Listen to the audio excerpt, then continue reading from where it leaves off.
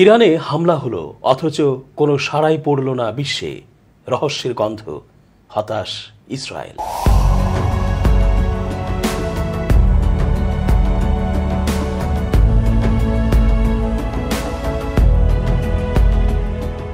আসসালামু আলাইকুম সুপ্রিয় দর্শক, শুভেচ্ছা রইল।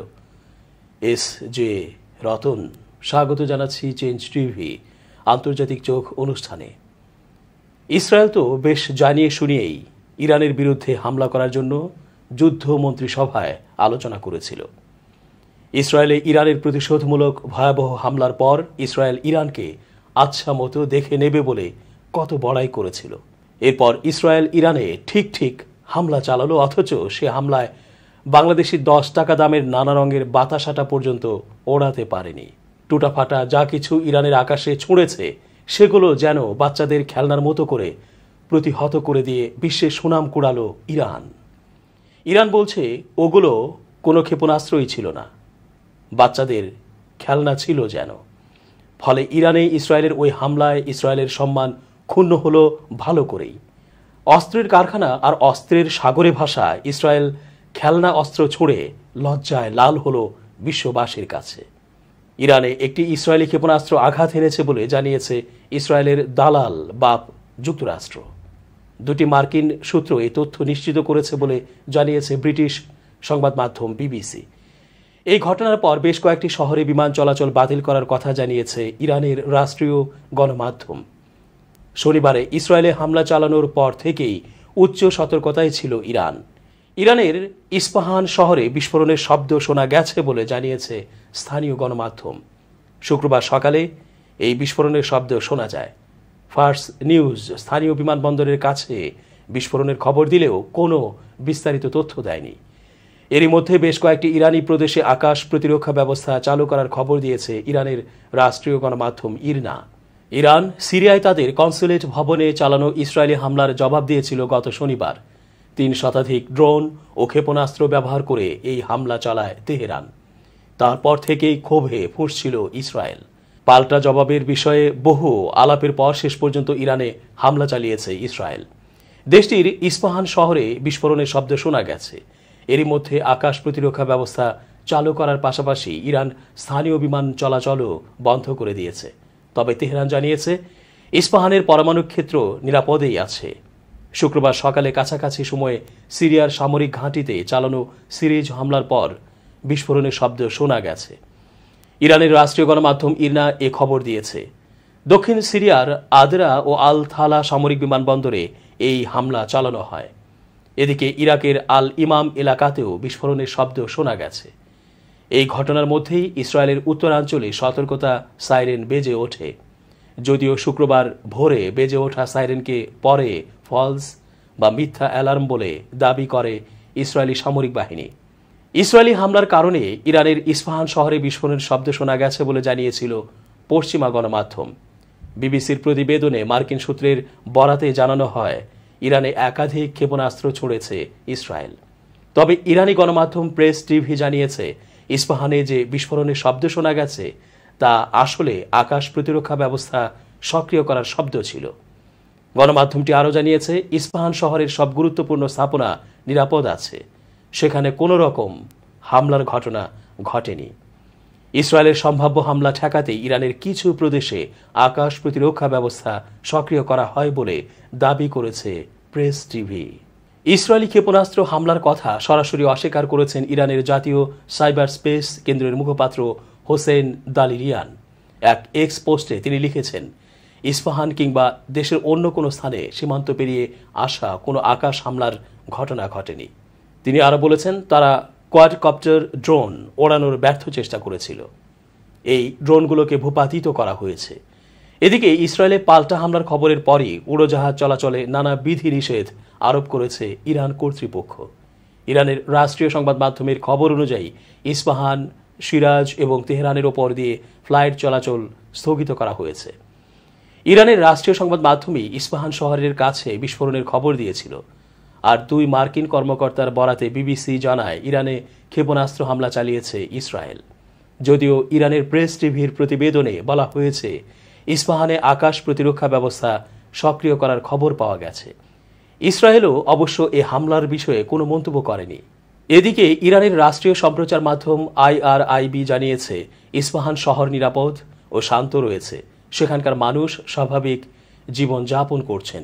ওই প্রতিবেদনে বলা হয়, কয়েক ঘন্টা আগে আকাশে বিস্ফোরণের শব্দ শোনা যায়। কয়েকটি মিনি ড্রোন ইস্পাহানের আকাশে ওড়ার সময় সেগুলোকে টার্গেট করা হয়, সেখান থেকেই এই শব্দ আসে। ইস্পাহানের পরমাণু কেন্দ্র লক্ষ্যবস্তু করার বিষয়টিও সরাসরি নাকচ করে দেওয়া হয় ওই প্রতিবেদনে। জানানো হয় কোথাও কোনো হামলার ঘটনা ঘটেনি। এবার পুরো দেশ থেকেই উড়োজাহাজ চলাচলে নিষেধাজ্ঞা তুলে নিয়েছে ইরান। সব বিমানবন্দরকেই স্বাভাবিকভাবে কার্যক্রম পরিচালনা করার নির্দেশনা দিয়েছে তেহরান। এর আগে ইসরায়েলে পাল্টা হামলার খবরের পরই উড়োজাহাজ চলাচলে নানা বিধি নিষেধ আরোপ করেছিল ইরান কর্তৃপক্ষ। ইরানের ইস্পাহান কৌশলগতভাবে গুরুত্বপূর্ণ শহর। শহরটিতে সামরিক গবেষণা ও উন্নয়নের সাইট এবং ঘাঁটি সহ বেশ কয়েকটি গুরুত্বপূর্ণ স্থাপনা রয়েছে। এছাড়া নিকটবর্তী নাতাঞ্জ শহরে ইরানের পরমাণু সমৃদ্ধকরণ সাইটগুলোর অবস্থান রয়েছে। এজন্যই হয়তো এই শহরটিতে হামলা করা হয়েছে বলে ধারণা করা হচ্ছে। এদিকে ইরানের মহাকাশ সংস্থার একজন মুখপাত্রের বরাতে কাতারি সংবাদ মাধ্যম আল জাজিরা জানায়, ইরানের আকাশ প্রতিরক্ষা ব্যবস্থার মাধ্যমে বেশ কয়েকটি ছোট ড্রোন ভূপাতিত করা হয়েছে। তবে এ ব্যাপারে বিস্তারিত কোনো তথ্য দেওয়া হয়নি। গত শনিবার রাতে ইসরায়েলকে লক্ষ্য করে ইরানের ড্রোন ও ক্ষেপণাস্ত্র হামলার পরই পাল্টা হামলার হুমকি দেয় নেতানিয়াহু প্রশাসন। যদিও বৃহত্তর সংঘাত এড়াতে এমন আচরণ না করতে অনুরোধ করে পশ্চিমা দেশগুলো, শেষ পর্যন্ত সেই অনুরোধ রাখেনি তেল আবিব।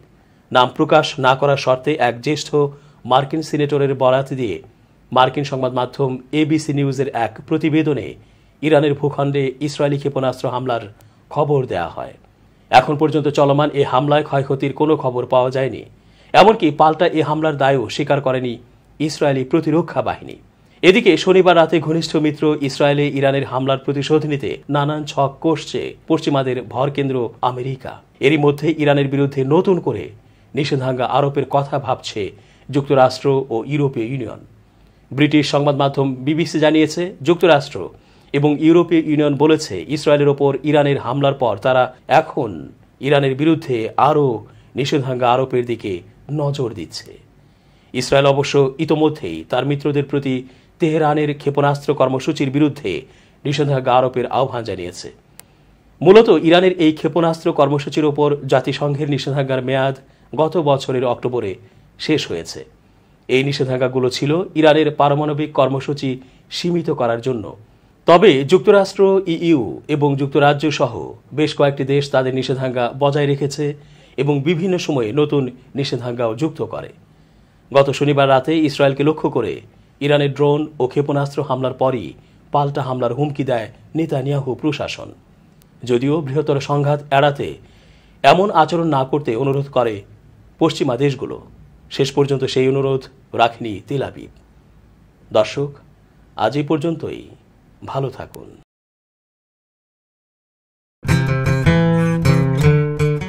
বাংলাদেশের প্রচার জগতে এত এত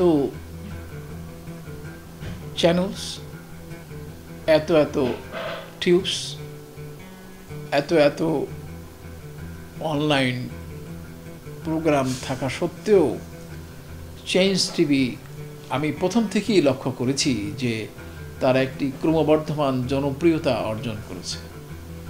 তো এটি তাদের আজকে মানুষজন খুবই সতর্ক, খোঁজখবর সবাই রাখে। চেঞ্জ টিভি যদি নিছক প্রচারণা, মিথ্যাচার বা ইউলো সাংবাদিকতায় নিয়ে এগোতো, তাহলে পরে তার এত ব্যাপক জনসমর্থন পেত না। তো এটা বাংলাদেশের মানুষের কাছে তখন থেকেই গ্রহণযোগ্য হচ্ছে। হাঁটি হাঁটি হাঁটি হাঁটি পা পা করে আজকে চেঞ্জ টিভি একটা বড় ধরনের লক্ষ লক্ষ মানুষের আস্থা এবং বিশ্বাস নিয়ে একটি প্রতিষ্ঠানিকতা অর্জন করেছে।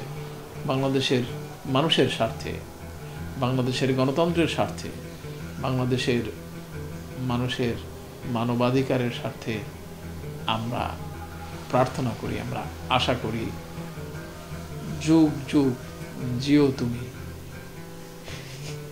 Change TV. চেঞ্জ টিভির প্রতিষ্ঠা বার্ষিকীতে আমি যারা এখানে কাজ করছেন, এটার নেপথ্যে যারা আছেন, যারা এই প্রতিষ্ঠানকে টিকিয়ে রেখেছেন, এবং আপনারা প্রথমে স্লোগান দিয়েছিলেন যে একটুও হলুদ না। আমি আশা করব নির্ভীক অবস্থান থেকে আপনারা কথা বলবেন, জনগণের কথা তুলে ধরবেন, এবং অবশ্যই তার একটা অন্যতম লক্ষ্য হবে অসাম্প্রদায়িকতা, অবশ্যই তার একটা অন্যতম লক্ষ্য হবে মুক্তিযুদ্ধ, অবশ্যই তার একটা অন্যতম লক্ষ্য হবে মানুষের শোষণ মুক্তি। আমি চেঞ্জ টিভির সকলকে শুভেচ্ছা জানাচ্ছি।